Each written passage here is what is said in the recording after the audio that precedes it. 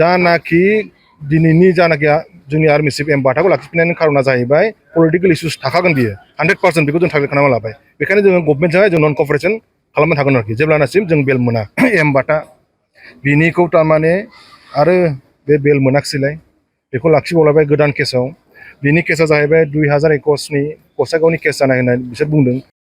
बेला थारमाने दिनै दा माबासिमाव माने 5थासिमावबाबो अर्डार मोनहैनायनि चान्सेस दङ आरोखि 99% चान्सेस दङ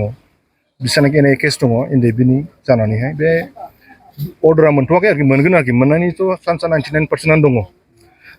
जिखि जाया खुसिनि बाथ्राया बेनो दा एनआइनि केसाव दा माने जानाखि एनडिएफबिफोर फासिना दंमोन बिसोर दा उदां अख्राङाव फैनो हासिगोनानो जाहैबाय दा आरो मोनसे गेजेराव जाहैबाय जोंनिया दुखुनांथाव बाथ्रा जाहैबाय दिनैनि जारिमिनाव जोंनि एम बाटा बिनिखौ थारमाने आरो बे बेल मोनाखिसैलाय बेखौ लाखिबावलायबाय गोदान केसाव बिनि केसा जाहैबाय 2021नि गसाइगावनि केस जानाय होननाय बिसोर बुंदों बे मानसिया बेयाव इनभल्भमेन्टआनो गैया दा बेखौ गोदानै पुलिसफ्रा कनस्पिरेसि खालामनानैहाय बेखौ सोबावनाय जादों आरोखि दहाय आं खोन्थाखानोसै जानाखि दिनैनि जानाखि जोंनि आर्मि चिफ एम बाटाखौ लाखिफिननायनि खारना जाहैबाय पलिटिकेल इश्यूस थाखागोन बियो 100% बेखौ जों टारगेट खालामना लाबाय बेखायनो जोङो गभर्नमेन्टजों जों नन कपारेसन खालामनो थागोन आरोखि जेब्लानासिम जों बेल मोना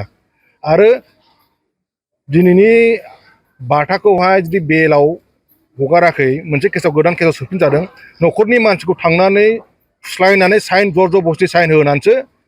दिनैहाय आदा बाटाखौहाय थारमाने जोंनि आर्मि चिफखौहाय सोफिननाय जादों आरोखि जेलाव बेखौ रायजो राजाफोरनो आं डाइरेक्ट सिद्दा आं फोरमायहरो लायग्राया जाहैबाय एडिसनेल एसपि आजिया गलिनुर क्राइमनि बियो बेनि दैदेननायावहाय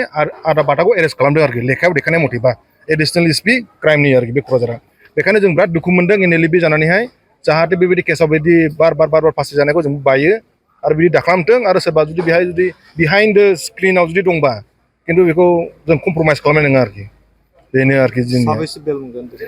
दिनैहाय जानाखि एनआइआव ट्रायल दङ माबा मा होनो पिटिसन होदों बेल पिटिसन होदों 36 जनावहाय थारमाने 33 जना मोननो हागौ मानो होनबा सासे लाइफ सेन्टेन्स दङ बे मोनथ'नाय एसे दिरि जागोन बेयाव मोनगोन बे बेल अब्लाबो मानसिया गनाय नङा आरोखि बेला गासैबो मोनजोबगोन सोरबाया गनाय नङा आरोखि सोरनिबा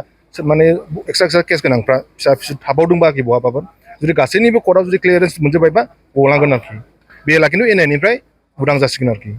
गगोन आरोखि दिनैनि समाव बाथायाबो गनो गोनां बाथ्रामोन बाथाया दिनैनि समाव गनो गोनांमोन नाथाय दुखुनांथाव बाथ्राया बेनो जाहैबायना गोदान मैयासो एडिसनेल एसपिआ कर्टआव फैनानैहाय बाथाखौ बेल होनाङा होनदों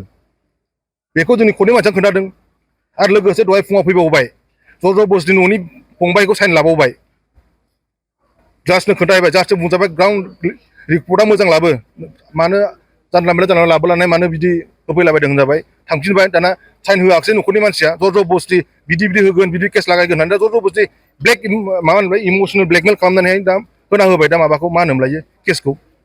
दा उफाय गैया जोंबोथ' माबाबाय थानाया जुदि केसा जुदि जाबसिनबावोबा नोंथांमोना मिथियाखैमोन नामा जे बाथानि सायाव बेबायदि केस जाबसिनो बेबायदि केसा अलरेडि सिगांहाय 6 जन एरेस्ट खालामदोंमोन बे केसाव ओमफ्राय बे केसाव एरेस्ट खालामखांनानै बिसोर गासैबो बेलाव दङ बे जुदि 2 बोसोर जाबाय जेलाव थानाया बे केसखौ मानो होआखै सिगां मानो इनभेस्टिगेसन खालामाखै जेब्ला एनआइनि बेला मोनबाय बाथा गलांसिगोन अब्लासो मानो होफैबावनांगौ जाखो बेथ' इनजास्टिसना टटेलि बर'नि एगेन्स्ट थांबाय आरोखि बियो आरो जायनाखि बिनि बिहाइन्ड द स्क्रिन दंना है गवालै सिद्दालै बियो नोंथांमोना सेटिसफाइड गैया बोरै जानांगौ जाखो नोंनि मानसिया जुदि जेलाव थायोबा नों बोरै सेटिसफाइड मोनगोन नामा रायजो राजाफ्राव सोङो रायजो राजाफ्रा बुंगोन सेटिसफेक्सन जानाय नङा होननानै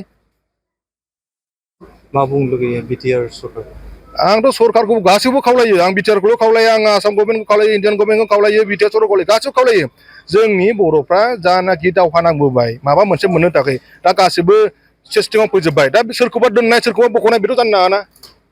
आं गासैखौबो खावलायगोन आं पार्टिकुलार थोंजों सासेखौल' बुङा दायनिगिरिया गासैबो